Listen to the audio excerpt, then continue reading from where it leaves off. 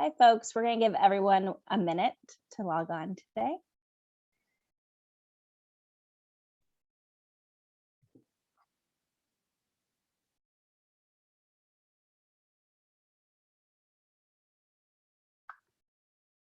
All right. Thank you, everyone, for joining us today. I'm Shannon Von Felden with the EveryLife Foundation, the Director of Rare Disease Legislative Advocates. Thank you for joining us today for our monthly webinar. I wanted to share with everyone that recently we've had 2 new people join our staff here at RDLA. Some of you might have known Kylie and Swapna, who left us over the summer to pursue other opportunities. And so Bailey McGowan has recently joined us as our Medical Foods Policy Fellow, and Rachel Rouds has joined us as our State Policy Fellow. So I've included their email addresses here in case you ever need to get in touch with them. But we're very excited to have them joining us and welcome them to our team. As a reminder, if you'd like to ask any questions during the webinar today, feel free to put them in the Q&A, and Caitlin and I will direct them to our speakers after their presentations. And a reminder to media, if you're joining, we encourage you to follow up with participants after the webinar and refrain from any direct quotes from today's webinar. We also have closed captioning provided. You can hit live transcript at the bottom of your screen to access it. We also have Spanish translations available, and Caitlin will post that link in the chat. So today we have some very timely issues being presented on. So first we're going to start off with getting a legislative landscape for the end of 2021 from Cheryl Jaeger. Sarah-Lloyd Stevenson is joining us to talk about the Advanced Research Projects Agency for Health, also known as ARPA-H. Jonathan Daniels with the Cystic Fibrosis Foundation is joining us to talk about the PASTEUR Act. And Jamie Sullivan will give us an update on the Prescription Drug User Fee Act reauthorization. Cheryl, I'm going to go ahead and kick it over to you. Oh, you're on mute.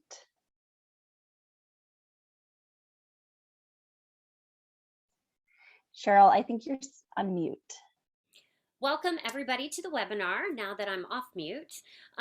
It's always a privilege to be part of this community, and thank you to everyone on the webinar for what you do for your patient advocates. I actually was discussing with the panelists right before we started the webinar that my slide presentation was going to be just one slide, which you have in front of you right now. But I seriously contemplated putting a big question mark on it since so much is up in the air with the end of the year legislative agenda in Congress, and it changes literally in a 24-hour basis. In fact, I'm glad I left it simple like this, because I will tell you what I was going to say yesterday for the first item has completely changed within the last 10 minutes. So let's get started, and remember that this is all a snapshot of where we think everything stands as of today. There are less than 40 days left in the legislative timeline between now and the end of the year. There are certain pieces of legislation that Congress labels as must pass. They are either must pass because they have a final deadline, or they are considered so critical to the Democrat leadership that they are in the bucket of must pass. The top of that list is what the House is debating right now today, which is the Build Back Better social spending package, which they're using the budget reconciliation process to move forward. That legislation is on the floor for debate, and Speaker Pelosi just announced in the last 10 minutes that she's hoping to get a vote on that bill tonight. Most of us in Washington, D.C. thought that they could not get a vote on this package in the House until the CBO came out with final scoring for the package, which is not expected until tomorrow at the earliest. But the announcement by the Speaker that she thinks that she has the votes to move the package forward without the score this evening is a new development today. So you hear it first from us if you haven't read it yet in the press that's coming out. That legislation will then, once it clears the House, will then be sent to the Senate, where it's going to involve a much lengthier process in the Senate because there is not yet bicameral agreement about all the policy provisions in the bill.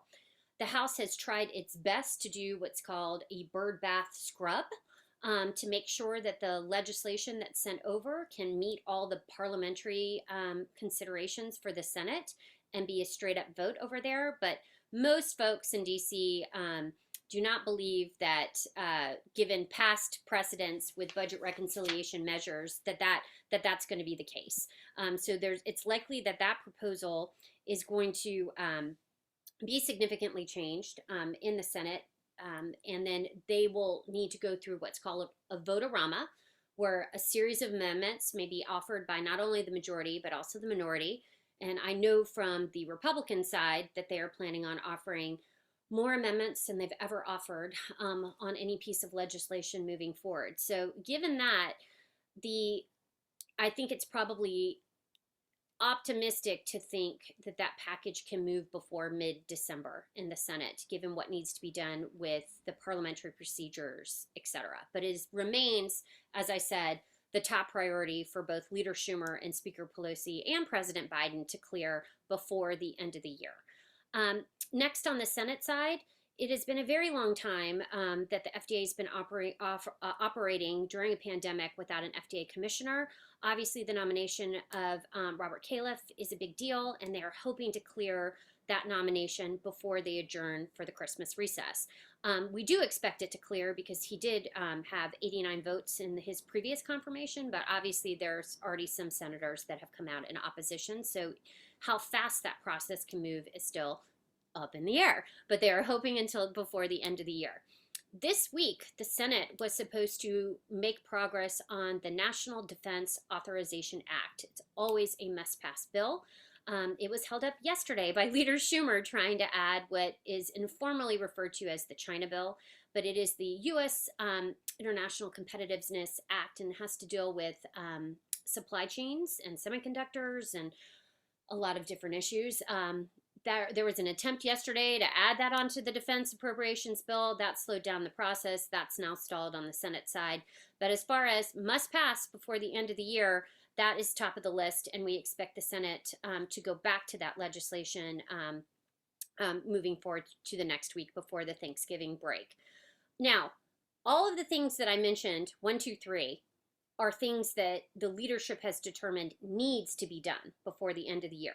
But there's no specific deadline where something, happens if they miss the deadline. The last two issues are hard deadlines where there are direct impacts to federal programs and the operation of the government if Congress does not act. The first one being appropriations. The current continuing resolution expires on December 3rd. No one is talking about shutting down the government, which is great news, I think, for America. But there is not an agreement yet on how to resolve what are unnegotiated appropriations measures for the fiscal year 22. There's lots of work behind the scenes with the appropriators trying to wrap up that legislation, but as far as agreement on moving them through the House and the Senate, they're not there yet. So we all expect that Congress is going to need to pass another continuing resolution to keep the government funding beyond December 3rd.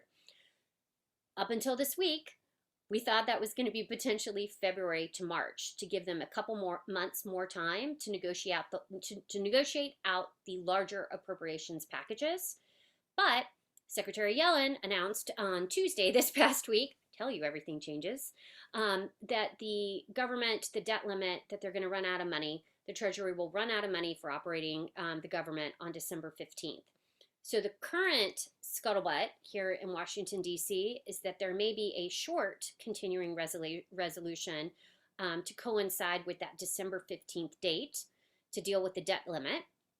And then you might see after December, on or about December 15th and beyond then, the longer continuing resolution to deal with appropriations. But the debt limit is a very contentious issue right now in the Senate, and they have not yet reached agreement on a bipartisan basis how to hit the 60 votes necessary to move forward on the debt limit. So needless to say, one slide, an enormous amount of issues on there and very few legislative days left in order to resolve these topics. But just keep posted, drop notes in to all of the team at RDLA, and they'll be able to give you all updates on what's the latest, how things are moving. And if anyone has any questions, I'm happy to answer them. Answer them now about what the end of the year legislative agenda is between now and the holidays. Thank you, Cheryl. You're welcome. That was a lot. It is a lot, but it's, as I said, you know, it's a snapshot for now, because everything keeps moving. So just think of these things as, you know, these are the top issues that you're going to be reading about in the news, and this is what Congress is focusing on. So we'll see what progress they make in the next few days. Perfect. Thank you. I don't see any questions in the chat, but if we see any questions come up, we'll make sure to direct them to you. All right, so moving along. Next, we have Sarah-Lloyd to talk about ARPA-H. Hi, everyone. Great to be here as always. Thank you for having me. And I will say Cheryl is a tough act to follow per usual, but that was certainly a great update. And I see we may have a couple of questions here. Shannon, I'm happy to answer that about Build Back Better and orphan drug tax credit, perhaps if we have time at the end of the discussion today, as Jamie Sullivan and I have been working on that front. But for now, I will jump into ARPA-H, or as Shannon said earlier, the Advanced Research Project Agency for Health. Likely each of you have heard some sort of scuttlebutt or reference to ARPA-H as Washington's new favorite health policy acronym over the last 6 months or so. So what I'm going to try to do today, and I think I've given some of you an update probably around summertime about some of the policies. So apologies for those of you who may be hearing this twice from me, but a lot has changed since that original summer update. Very quickly, before we talk into what has happened this year with the potential establishment of ARPA-H, I want to take a dive back into time to the 1950s and give you a little bit of a history of what the ARPA model is. So ARPA comes from DARPA, the Defense Advanced Research Projects Agency, which was the original model off of which we are looking for this potential health ARPA-H in this day and age. So DARPA is something, again, I'll apologize, I'll try not to read off the slides for you, but essentially during the Cold War, there was an acknowledgement that there was a need for the defense agency, the Department of Defense, to have a separate type of research funding mechanism, something that would be a little different than traditional grants, contracts, et cetera, and that could actually move a high risk, high reward, or some terminology you'll see a lot through these slides, but essentially the idea being put your money where your mouth is, put money into a proposal and have the ability to fund it essentially from concept to commercialization is one piece. And then further, the ability to, if it's not working, pull the plug, which, as we all know, in any number of federal research agencies, including our beloved health research agencies, that's not always done quite that way, as certain projects can continue to be funded despite perhaps not showing that potential commercialization. So this was where the ARPA model first came up, was via DARPA, again, during the Cold War. And traditionally right now it's funded a little over $3.5 billion. I noted, I believe there was actually a confirmed increase for this year. But that gives you a sense, obviously it's a small piece of the larger DoD budget, but it is something that has unique authorities, flexibilities that are not tied to traditional funding mechanisms. And I mentioned this one example. A lot of great things have come out of DARPA, the internet being one, mRNA vaccines being another that was funded by DARPA early on. So those are just some examples of things that obviously had great potential, commercial potential, that perhaps would not have seen the advancement they did in the time period that they did without the flexibilities that you have in DARPA. And we'll talk a little bit more about those flexibilities in a moment as they apply to the ARPA-H model. DARPA is the only ARPA out there. You have an intelligence ARPA as well as an energy ARPA. ARPA-E and IARPA are the two acronyms there that I'm sure everyone will love to remember after this. Add it to your repository of DC acronyms. because this model has been seen as such a successful thing. People obviously in different sectors have looked to DoD and said, wow, this seems to work great.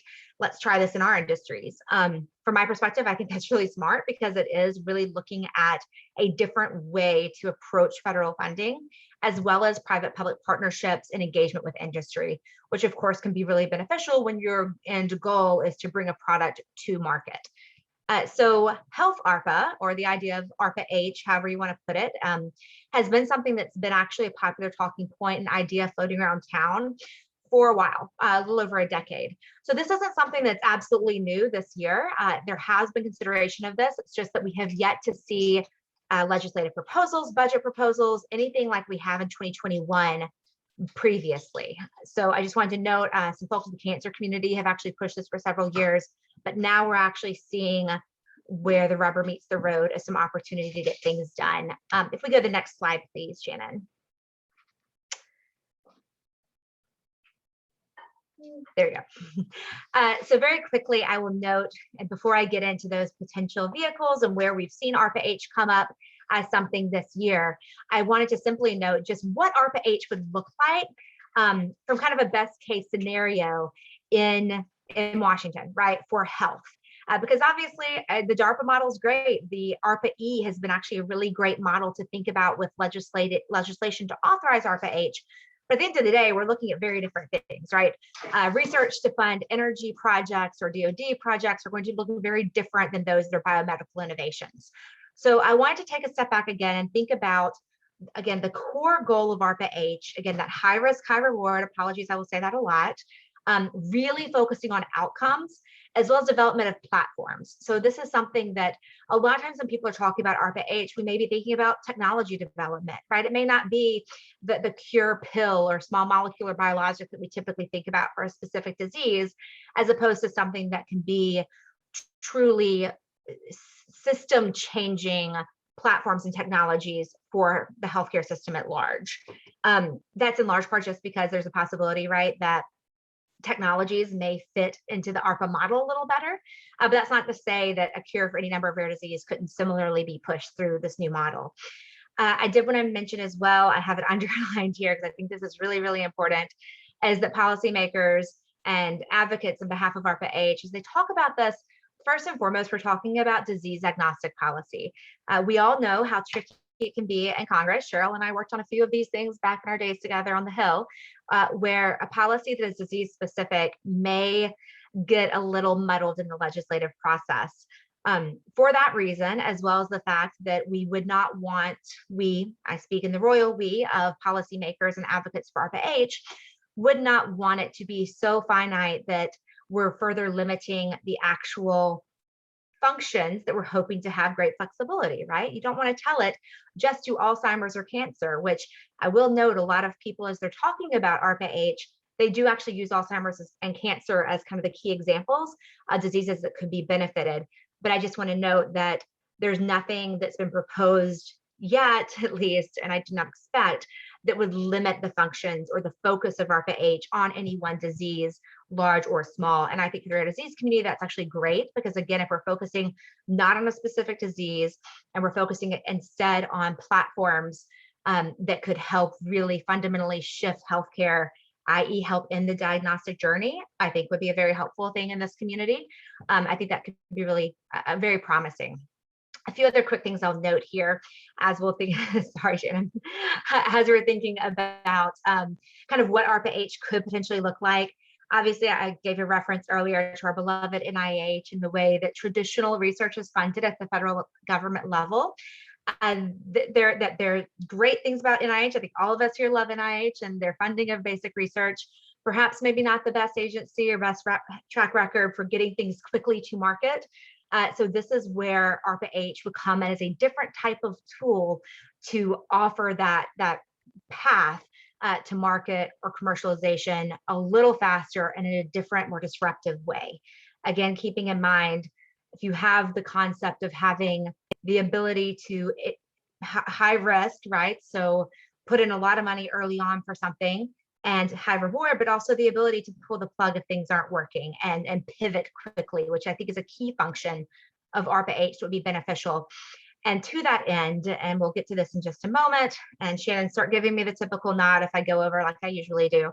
But to that end, it is really important to think too that ARPA-H, as with DARPA, ARPA-E, and IARPA, would have a separate type of culture. And culture seems like such a amorphous, squishy word, but it really does matter when you're thinking about federal agencies and how they tend to operate. So there's a lot of focus right now on ensuring that ARPA-H is independent of other federal agencies or independent of other cultures that could unintentionally even bog ARPA-H down in the typical processes, as opposed to actually allowing specific flexibilities and authorities to really unleash the potential power of this new program. Now we'll move on to the next. Okay, so we first started thinking about ARPA-H this year when President Biden put it in his FY 2022 budget earlier this year. The president requested a $9 billion increase for NIH generally, and that included 6.5 to establish this ARPA-H. There wasn't a lot of detail in this. This was just, the budget proposal, as you all know, very often we'll just have a couple lines saying do this, do that. And that's, of course, a blueprint option for Congress to either act on or not for different policy priorities and ideas. Of course, during the budget committee hearing processes throughout the spring and summer, Secretary Becerra and others in the administration spoke often about ARPA-H. Sometimes they would get a question. Actually, there were a couple of questions about rare diseases that were targeted to Secretary Becerra during hearings. And he said, I really think ARPA-H could help the rare disease community. And I thought that was encouraging, again, from this community's perspective. That being said, this was our first kind of dipping the toes into ARPA-H policy.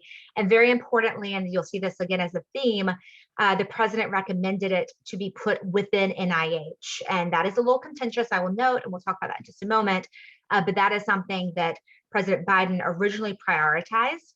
Within the administration, just for everyone's perspective, this has really been an initiative that's been led by Dr. Collins. So it'll be interesting to see over the next few months, should this not become law, which again, given what Cheryl just shared with you, you likely understand it'd be very, very difficult to get this done by the end of the year. Though they want to, they have expressed they are hoping to get this done this year. And I'll talk about that more in a moment. But Dr. Collins is leading this with Eric Lander, the lead of OSTP, who's been under some fire himself lately. So we have a few different dynamics within the administration as far as the champions who are internally trying to push this across the finish line and who are individually prioritizing putting ARPA-H within the National Institutes for Health. So now we can go on to the next slide. Thank you. So the good thing about ARPA-H is generally it is bipartisan. We have bipartisan interests and bicameral interests. I'll talk a little bit more of the snags when I get to the next slide here. But that is a positive thing, right? I actually think from a Republican perspective that it really has a pretty good public-private partnership, disrupting federal mechanisms, a good conservative selling point. However, it has been championed to date primarily by Democrats. There are questions about if it's $6.5 billion, like how quickly can you set something up to get all those dollars out in one fiscal year? And then again, as I've noted a couple of times, this big question about where should it be? There are concerns, I mentioned culture earlier, that should you put this new agency within NIH, you'll actually end up just having another institute or center that is focused and set up the exact same way as other ICs, not that we don't love them, but that if you're looking for something disruptive and different, that putting it within NIH may not accomplish that. And further, that there are, and I understand there have been other new ideas, and CATS perhaps being one of them, that have been put in NIH that were intended to be different, disruptive, different authorities. But in fact, what ends up happening is other IC directors perhaps siphon off some of those funds for their own pet projects. So that is a fear amongst policymakers who are focusing on ARPA-H that could happen. So for that reason, we keep seeing a lot about independence, distinct authorities, distinct culture, perhaps putting it even outside the Beltway, right? Locating this entity, even if it's technically under the NIH umbrella, perhaps we put it a little farther away. Austin, Texas has been thrown out, things like that, just so that you get a little distance from our Washingtonians. And apologies for throwing acronyms out. I simply mean the institutes and centers within the NIH. All right, so let's go on to the next. And I realize I'll be wrapping up, so this may actually end up being not too badly over time. I mentioned, of course, we have several different vehicles or opportunities for ARPA-H right now. The first one, most importantly, the president putting that as a marker for his policy priority in the FY22 budget. But then we did see both House and Senate appropriators follow suit and provide funding in the FY 2022 appropriations packages. Of course, as Cheryl just explained, we haven't actually passed any of that yet, but it could be something that's contemplated in CR otherwise moving forward. But both of those packages included some funding for the establishment of ARPA-H.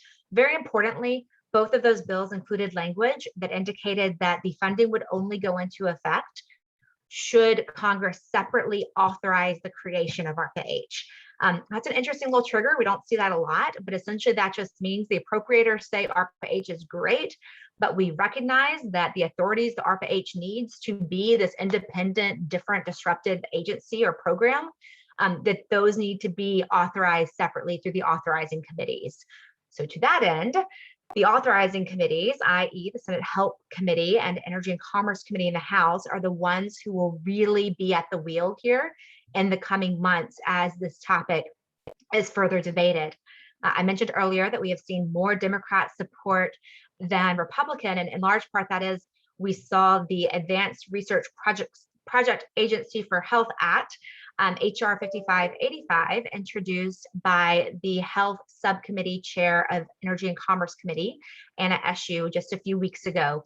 And this is the first standalone bill to authorize the creation of ARPA-H, i.e. if it passed, then those appropriations funds could be triggered and appropriated out to HHS to actually implement this and establish the program. I should have actually checked this morning how many co-sponsors we are, but Ms. Eshoo has been doing a great job getting her Democrat colleagues on board with the concept and with the bill specifically, which is really great for the future of ARPA-H. Unfortunately, she was not able to identify a Republican early on during this process, so it has remained Democrat without a Republican lead. Again, I will continue to say there's nothing in this policy that should be seen as Democrat or Republican. It's just that Democrats are running with it now. There are some things that are perhaps slowing down at least House members who are Republicans related to Build Back Better, the larger drug pricing debate, how this fits into that, which I think is unfortunate for the sake of ARPA-H to be tied into it. But also, how does this play with other agencies? So I do understand that Energy and Commerce Republicans, before advancing Ms. Eshoo's bill, are wanting to go, of course, through regular order or wanting to have some hearings on what ARPA-H would look like to better understand it. But we have seen at least the 21st Century Cures Act, and this is, as Cheryl said, things in DC change every couple of days or every minute, really. Just this week, we saw the final language, or presumed to be final language, for 21st Century Cures 2.0, which we knew would include ARPA-H authorizing language. And this is an important step for the future of ARPA-H because, first and foremost, it is bipartisan. And perhaps some reasons the ENC Republicans did not get on Ms. Eshoo's bill was actually because Mr. Upton of Michigan was hoping that he would be the Republican to lead via Cures 2.0. To that end, I did want to note, again, like I said, we knew that this was coming this past summer. DeGette and Upton released their draft of 21st Century Cures 2.0. And in that draft, there are a lot of extensive provisions, including, I will note, the EveryLife Foundation's top priority of the STAT Act. I'm so sorry, Shannon, am I getting bad background behind me? Someone just started mowing the lawn. I'm sorry. But with that, we knew there would be there was a placeholder for authorizing language for ARPA-H, and we expected that it's something that would come. It just took them several months to really get things finalized. I see a question about Cures 2.0 language. I will send that in the chat in just a moment. It's available via Ms. DeGette's website, I believe, but I'll pull that as soon as I shut up here and let you guys move on with the webinar. But the Cures 2.0 announcement, again, that deserves a whole webinar on its own for us to talk about 2.0 and what it means, but it is an exciting thing for ARPA-H to be included there. However, it is indicative that because 2.0 will not be moving before the end of the year, granted, I know their champions really hope so, likely that ARPA-H, while there are a lot of champions who are hoping to get it across the finish line, let's think about back to what Cheryl just explained to you about the end of the year. It will be a pretty tricky thing to get moving. So that being said, it could ride the 2.0 package, which could be something that hitches a ride on Padufa, about which you'll hear in a moment from Jamie. And then I finally did want to note as well, and I forget if I have one more slide here, but so I can go through it quickly, that we do have interest in the Senate. While there's nothing that's been introduced in the Senate to date, we know that there is interest by Chair Murray of the Help Committee to introduce some version of ARPA-H, either standalone or as part of her and Ranking Member Burr's larger pandemic preparedness package, on which they've been working for almost as long as the Cures 2.0 package has been drafted. So thank you guys. Happy to take any questions via chat. I see that there are quite a few perhaps. But oh, excellent. Someone shared the 2.0. So thanks so much. I should note too, Anna Kennedy and some others have been really leaders in thinking about how ARPA-H should look and how we make sure, if this is something that's authorized, that rare diseases are not only considered, but also that the agency actually has the authorities to be successful. We don't want to just get it done quickly. We want to get it done right. So I will just provide that little nod as well. Thank you, Sarah-Lloyd. There is one question in the Q&A, and it might just be kind of too early to answer such a question about how ARPA-H would deal with, big pharmaceutical companies and exclusivity and whatnot. That is a good question. And honestly, a super appropriate one, because obviously that has been a big talking point as of late, or issue as of late. And typically the licensing rights as well as intellectual property is a little, I could talk for a long time on this, so I won't. Actually, I have colleagues who are a lot smarter on it over here at Faegre. But it's a big question mark, because there is the understanding that with flexibilities, there's a lot of hope for ARPA-H to be, I won't say fully exempt, but to treat these types of products a little differently than perhaps certain laws or restrictions would. For example, and this is a little separate, but ARPA-H, the policies I've introduced to date would include like certain federal hiring restrictions, exempt ARPA-H from that, so that you can bring people in from industry who maybe can be paid a little bit more, or really incentivize them to join, especially since I did not mention this, but the individuals who would be managing the programs would be for a short term. So there are a lot of different federal restrictions that ARPA-H policy is looking to waive, and this is one that could come in, and I don't think anyone's really gotten it right just yet. But that's something that some people a lot smarter than me are working on to make sure that it's handled appropriately and in a way that does not hinder actually getting the product to market, which again is the core goal. And to the question about lobbying Senator Murray, I say sure. I'll say she would, the goal or the expectation is she would be a sponsoring member. She has not actually introduced anything yet, but I think as she and Mr. Burr are turning toward their pandemic preparedness package, I know that they have a few differences to overcome on that before they get to the point of introduction. I do think that if this is something you support, that talking to her team about that is always beneficial, so that she knows she's got the support for it. Again, given if that's something you individually support. Great. Thank you so much. You're always such a wonderful resource, Sarah-Lloyd. So thank you so much. So we're going to move along. And next we have Jonathan Daniels with the Cystic Fibrosis Foundation to tell us more about the PASTEUR Act. Thanks. Yeah, now for something a little different, maybe not completely different, to quote Monty Python. So we're going to talk a bit about the PASTEUR Act and why I think it would be really relevant for some of you on the webinar today to think about supporting, ginning up co-sponsors, et cetera. The PASTEUR Act is really about antibiotic resistance. And so to set the stage, we're going to talk a little bit about why the CF Foundation, whom I work for, is very interested in the PASTEUR Act and why we're so passionate about getting it over the finish line. For people with cystic fibrosis, antibiotic resistance is a real challenge. People with CF deal with infection for much of their lives. It's one of the most challenging elements of having CF. It's something that happens after that thicker, stickier mucus that is kind of the core element of cystic fibrosis builds up in your lungs. You have a perfect microbiome for challenging to treat infections to colonize your lungs, your sinuses, other parts of your body. And so people with CF end up with common infections such as Pseudomonas, Visa, NTM, MRSA, which is a very common healthcare associated infection. And they end up on antibiotics in some cases daily for much of their lives. And so for us, recognizing antibiotic usage is so prevalent amongst our community, antibiotic resistance is, therefore pretty clearly a problem for people with CF. When you think about infections and how people with CF deal with challenging infections, something that used to be fairly common amongst our community was that they would end up hospitalized, sometimes for a week, 10 days, possibly even longer, with a difficult to treat infection because the antibiotics they were on couldn't actually cure the infection. It really just tried to prevent the infection or manage the infection.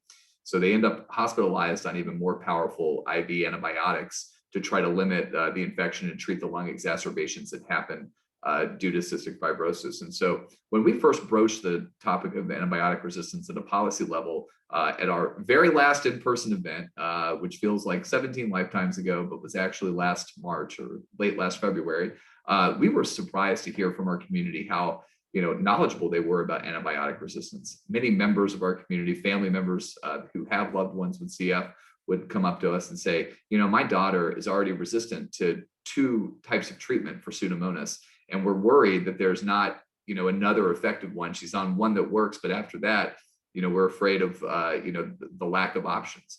And so given that antibiotic resistance is such a challenge for people with CF, we wanted to get involved, but it's not just a challenge for people with CF, as you'll see on the next slide. This is something that is a global problem. And so as we go to the next slide, you'll see that 2.8 million Americans annually have a resistant infection. 35,000 Americans die per year because of an antibiotic resistant infection. And globally, it's even worse. And that's partially given how challenging multi-drug resistant tuberculosis is at a global level. But when you think about antibiotic resistance in the US, it's often around healthcare associated infections. And so people who have rare diseases who are immunocompromised, like people with cystic fibrosis, who may spend more time in a healthcare setting than the average individual, is at a much higher risk of acquiring a healthcare associated infection than the general population. And often healthcare associated infections can be antibiotic resistant, just given the nature of the infection site and antibiotic usage in healthcare settings. And so why the PASTEUR Act? What is the PASTEUR Act? What problem are we trying to solve? On the next slide, we're going to talk about that. So the PASTEUR Act is a bipartisan and bicameral piece of legislation led by Senators Bennett and Young in the Senate and Representatives Doyle and Ferguson in the House. And it aims to solve the marketplace challenge of antibiotic resistance. So if you think about antibiotics, what we do know is that generally antibiotics are cheap. They're not used in the general population nearly as often as they are in the CF population. And so somebody who has a bacteria, maybe an antibiotic resistant infection, or just uses antibiotics more generally, might be on a course of antibiotics for 10 days, 14 days, and then the infection is cured, and then they no longer are on those antibiotics. If their bacterial infection is antibiotic resistant, they may end up on a second course of stronger antibiotics or even a third course of stronger antibiotics. But the truth is, as you move down the list of antibiotics that work with an infection, those antibiotics are used much less frequently. And so what we see in the antibiotics marketplace is that there's not a lot of innovation happening. There's only 43 new antibiotics in the pipeline compared to over 1,000 drugs in the oncology space. And that's because companies find it hard to make a return on investment if they develop let's say, for example, a new penicillin, that we know that product is going to be less likely to be used than ciprofloxacin. Just given the nature of antibiotic stewardship, we want to make sure that the most effective treatment for the broadest spectrum of bacterial infections is used the least often, so that we can maintain its effectiveness, for the decades to come. And so, given that marketplace reality, companies aren't getting involved in developing new antibiotics. And while the foundation, for example, has set up an infection research initiative to try to fund antibiotic development, we need to see significant investment in this space to get us to where we need to be today, because we're not where we need to be today. And we're certainly not where we need to be tomorrow. So the PASTEUR Act tries to turn the market incentives on its head by actually creating a contract mechanism that would be used to spur development of antibiotics. This contract mechanism works by allowing HHS to set a list of criteria that needs to be met by antibiotics developers, a list of diseases through which eligible antibiotics can be used against, and then would try to provide certainty to companies that are investing in this space by saying, if you meet X criteria and your product works against X bacterial infections, you are eligible for a contract between $750 million and $3 billion over, between 5 and 10 years. That's important. And that's different than the BARDA model. That's different from the ARPA-H model of investment into medical research and development. So this would only be used, and the contracts could only be entered into by eligible manufacturers who meet the criteria, who meet the disease eligibility standard, and who ultimately have a product approved by the FDA that does what they say it will. So this is really important when it comes to advocating on behalf of the PASTEUR Act, because government is not going to pay for a product that does not work in this instance. The contract will only be entered into between a manufacturer and HHS if the product works as described. But the hope is that by creating this incentive structure, companies who are in the middle of developing new antibiotics are able to reach agreement with HHS upon approval for what that contract would look like, and therefore be able to catalyze private investment into their business model and be able to set up the manufacturing necessary to ensure that that product is on the market, works as advertised, and is available to government entities when needed. One note that I should make about the contract model is that government healthcare entities like TRICARE, Medicare, Medicaid, VA, others would have access to these innovative antibiotics less the contract amount. So they would not be paying on top of the contract. The price of those antibiotics would be subtracted from the total contract. So government is not paying twice. And I should point out that one of the criteria for the antibiotics to be approved for the critical need designation would be that it is a novel product and that it is an innovative product. And so Me Too drugs would not be eligible for the PASTEUR Act. And the hope is that by creating this incentive structure, we're able to see more investment, because right now, typically it's smaller biotechs that are involved in developing new antibiotics. But we want to see more investment in this space because bacteria evolve every day against current treatments. And so every day that we're not working on new effective therapies, bacteria are outsmarting us. And so that means for populations like those with CF, those that may have rare diseases in your community, and the general public are falling behind the curve in terms of being able to survive a MRSA infection, survive a sepsis infection, things of that nature. So on the next slide, we're going to talk a little bit more about why you should care. Again, like I mentioned, this legislation provides a new way forward for necessary public health R&D investment. The truth is that looking at this contract mechanism as we talk to the Hill is something that they're not familiar with. It's not something that is often used. Even if you think about BARDA as an entity that does fund the development of innovative new products, they typically fund at the early stage. So they're pushing product to try to get product to market. The contract would only work if the product is approved for market, in which case then you could execute the contract. So that's a new way forward for public health investment, and particularly in a marketplace like this where we just don't see the investment necessary to stay ahead of the curve. We know that immunocompromised populations are at higher risk of these types of infections. That's why the CF Foundation is all in on the PASTEUR Act. And that's why we really hope that some of you decide that this is a bill worth your support, because we have to make it known to Congress. There's not a MRSA Survivors Club.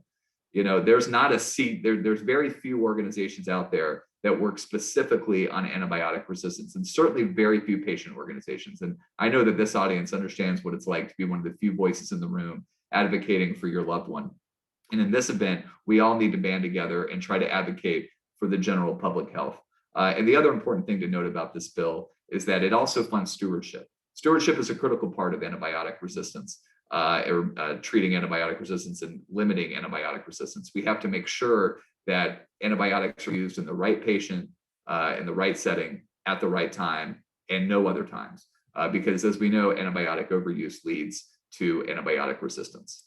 And so I want to provide just a quick update on the PASTEUR Act legislatively. And so on this slide, you're going to see the 5 core stakeholder groups, including BIO, Pew, the Infectious Diseases Society of America, the Partnership to Fight Infectious Disease, and us. But we want to work in partnership with you to continue to implore Congress to do something about this really critical issue. So we're continuing to build consensus on the Hill. I know that in the previous speaker's slide, she mentioned the amount of co-sponsors on, I believe, Representative Eschew's bill, and I can talk a little bit about that with the PASTEUR Act. We're almost at 20. I just updated the list today, and there's 4 more than there were yesterday, including Congressman Upton and Congresswoman DeGette. It was included in Cures 2.0 as a way to combat antimicrobial resistance. So we're working the Hill every day to try to implore, like I said, Congress to pass this bill because its time has come. We're also engaging with the administration. The administration is open to hearing our point of view on why drug development is so critical. Part of the challenge with the stewardship only model is that eventually you will run out of antibiotics that are effective. And so we need to make sure that the pipeline is always robust. And so we know that not every drug that makes it into the pipeline actually makes it to approval. It's roughly 1 out of 4. So if you only have 43 products in the pipeline, you're going to likely only have 10 that ever make it to approval. And how many of those are actually novel? Very few. So we need the PASTEUR Act to incentivize companies to get involved. And we've talked to folks at HHS, DPC, BARDA, and others about why this is so important. And what we're hearing from them is they agree. And they're appreciative of stakeholder unanimity. So we want you to get involved. There's a letter that we sent on September 9th asking the Energy and Commerce to hold a hearing on this critical issue at the health subcommittee level. We've worked with Congresswoman Eschew's office, and we think that she's interested in doing something early next year. We're going to open that letter back for sign-on, and I'm going to drop it in the chat. It's on Pew's website. We would love for your organization to sign on. You're going to see my email there at the bottom, jdaniels@cff.org. If you're interested in having your name added to that list, please email me, and I will be happy to ensure that your organization ends up on the next letter that we send to leadership about this important issue. We also have at cff.org an opportunity for you to share your story. You can see there in the website in the text line. If you're interested, we're happy to work with you to set up a congressional meeting between you and your member of Congress to talk about why infection is important to you, and ensuring that we have a robust pipeline is critical to your health and to public health. And we're going to continue working on this issue into next year. We see the momentum building. We've had, I think, 11 new co-sponsors in the past month. The bill was only introduced in late June. And so there's a lot of work to be done, but we are really heartened by what we've seen so far. So with that, I'm going to turn it over to a colleague of mine, Jamie, to talk a little bit about her presentation, but I appreciate your time today. Thank you so much. Thanks, Jonathan. We did have one question for you about how the PASTEUR Act would interact with BARDA's antibiotic resistance work. Sure. So, BARDA's Emerging Infectious Disease Program is an early stage funder. So they really, companies go to BARDA and say, we have a target profile, or, small molecule drug meets certain characteristics. I think one of BARDA's most, important criteria is broad spectrum antimicrobial. The contract mechanism is at the very end of this process. So if that BARDA funded drug makes it through the clinical trial process to approval and does meet the characteristics that the Secretary of HHS and a committee set up by the PASTEUR Act defines, it's possible that that drug could be eligible for the contracting process and be contracted with by the US government. But that would depend on a lot of factors. And obviously BARDA's program, clearly predates the PASTEUR Act. So, BARDA's, I think, looking at gram-negative antibiotics specifically. It's very possible that something funded by BARDA that does end up being safe and effective could reach the contracting phase. It's also important to note that BARDA has a strategic stockpile. This would be separate from that. This contracting mechanism is not contingent on any other government funding. So I hope that answers your question. I think that covers it. Thank you so much for being here today. We really appreciate it, Jonathan. Thank you. And I'm gonna go ahead and pass it over to my colleague, Jamie Sullivan with the EveryLife Foundation, to talk a bit about Padufa and give us an update on where that stands.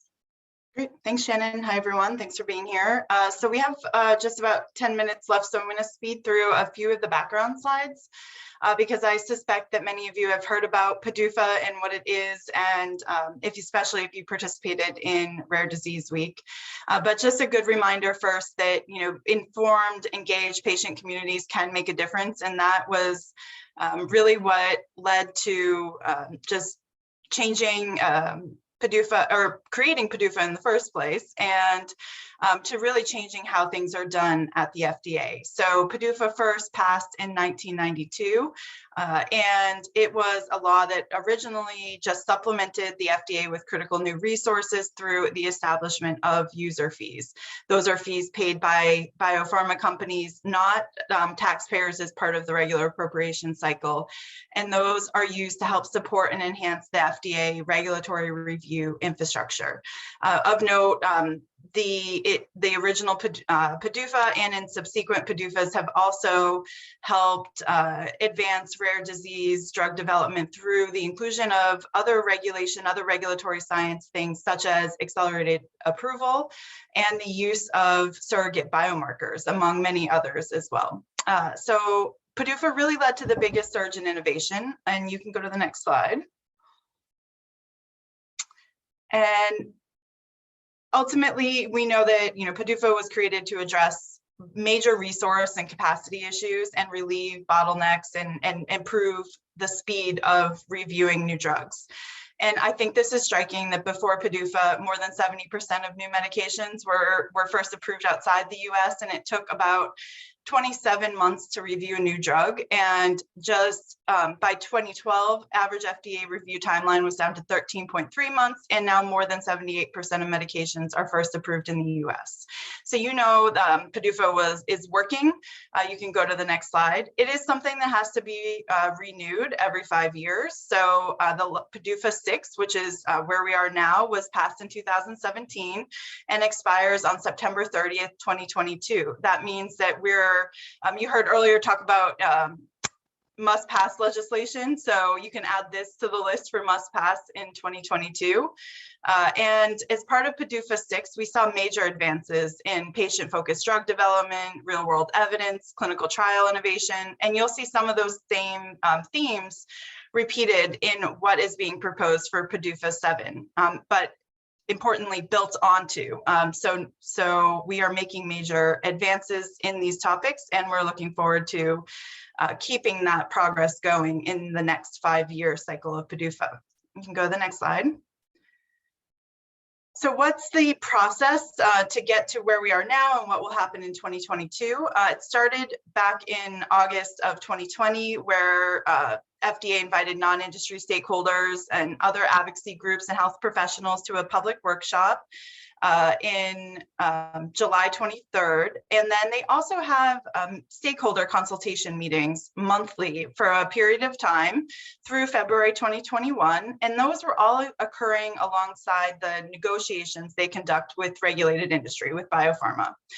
A draft commitment letter or goals letter was released very end of August, early September, and it was followed by a second public workshop on September 28th, and again, an opportunity to submit public comments on due October 28th. January 22 is the deadline for FDA to transmit the proposed performance goals letter to Congress. And then throughout 2022, Congress will commence their work to advance and ultimately enact PDUFA 7. So you can go to the next slide. So that leaves us with what was in that goals letter and what is of importance to rare disease. So there are a few things I wanted to cover. First, the goals letter outlines the various commitments that FDA is going to make in the next PDUFA reauthorization. And it's really a product of all that negotiation and public engagement that we saw through the workshops, the stakeholder meetings, and industry negotiations. And that has occurred again over the last 1-2 years. And then in addition to focusing on resources for the FDA, the timelines for reviews, and committing to certain meeting opportunities throughout the review process, the goals letter includes other commitments that reflect desires for regulatory science and process improvements. And usually these other goals take the form of things like public workshops, regulatory guidance documents, and pilot projects, because these are the tools that FDA has to move forward regulatory science and to give sponsors and others involved in the therapeutic development process direction in their efforts. So this goals letter, again, released in late August, it contains a number of important provisions for the rare disease community. You see a few of those outlined. I'll expand on that. So the first is expanded in new pilot programs that are of interest to rare, one of which will focus on the difficult task of establishing rare disease endpoints, or the outcomes that we use to know if a therapy is effective. So we know in rare diseases that well-developed efficacy endpoints are very difficult to establish, but ultimately it's really critical if we want to advance rare disease drug development overall. So this pilot program is being established to provide more guidance, more meeting opportunities, and structure to help advance rare disease endpoints that will get, and they will give priority to rare disease endpoints that could be used across multiple disease areas, which I think is something that's exciting to the community. Another pilot will build on initial experiences to speed review processes and treatments of areas of unmet medical need, and it will expand it to rare diseases after initially focusing on oncology. So opportunities to when there's a therapy that has some promise, to really speed up that process in more real-time review and constant communication throughout that process. Next, as I mentioned earlier, previous versions of Padufa have been really critical to establishing and then advancing patient-focused drug development efforts, and this goals letter continues to really build on that commitment. So of particular importance is a commitment to expand PFDD efforts within CBER, or the center that's responsible for cell and gene therapies. In the past, CDER and CDRH, the centers dealing with drugs and devices, have really led on PFDD efforts, such as the series of methodological guidances, PFDD meetings, patient engagement, advisory committees, especially the one that exists in CDRH, and more. And given the expected explosion in cell and gene therapies and their importance to rare disease therapeutic development, we really feel like this growing commitment to PFDD activities at CBER is welcome news. In addition to the PFDD commitments, the goals letter also contains expanded resources, for CBER to keep up with this expected growth in cell and gene therapies.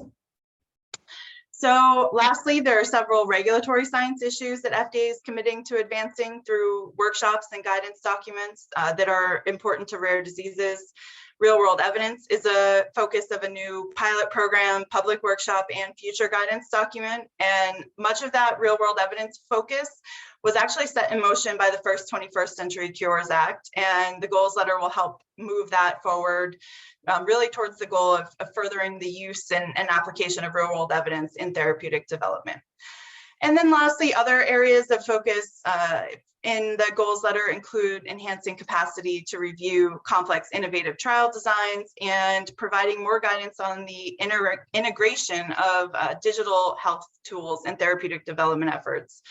Something we've long talked about, but it's been really accelerated by the COVID related changes to how clinical trials could be conducted during the pandemic. And we're glad to see that commitment to furthering the guidance and instruction provided to the sponsors and the community on how these tools should be utilized and incorporated into drug development. So that was a bit of a whirlwind. The last slide is just another reminder of the process that has taken place so far and where we're at now. We're looking forward to really working with Congress to help shape the final Padufa bill. The last thing I'll mention is there are always a number of different policy goals that tend to get packaged into Padufa, and it's an opportunity to move, regulatory priorities forward. And there's no shortage of those regulatory priorities among the various, patient communities and sponsors, and we are really looking forward to engaging with members of Congress and seeing a really strong Padufa in September. Right at 1. Yes. I'm just quickly scanning Jamie to see if we have any questions, but it doesn't look like we do. So that's perfect timing. Thank you so much, Jamie. I appreciate you being on here today. And just a quick reminder to everyone that our next RDLA monthly webinar will be held in December on the 16th at noon Eastern. And if you'd like to speak on a particular topic or have a topic presented at the next meeting, please don't hesitate to contact Caitlin and let her know. And thank you to our supporters who made our webinars possible. We look forward to seeing everyone in December, and have a happy Thanksgiving next week. And please don't hesitate if you have any questions from today. I know we ran through things fast because they were really big topics to cover all at once. But feel free to reach out to myself or Caitlin or any of our speakers if you do have any questions. Thank you, everyone. Have a great day. Thank you.